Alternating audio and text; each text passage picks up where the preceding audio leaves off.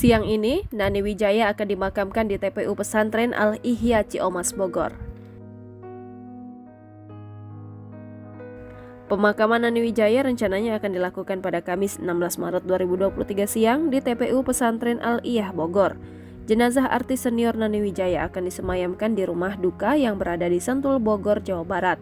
Saat ini jenazah tengah berada di perjalanan menuju rumah duka.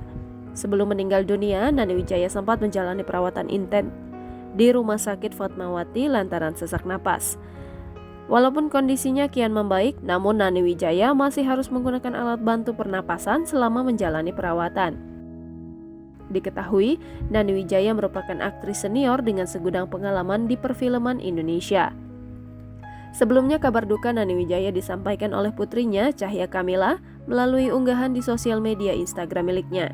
Sebelumnya Nani Wijaya sempat menjalani perawatan secara intensif di RSUP Fatmawati karena mengalami sesak napas.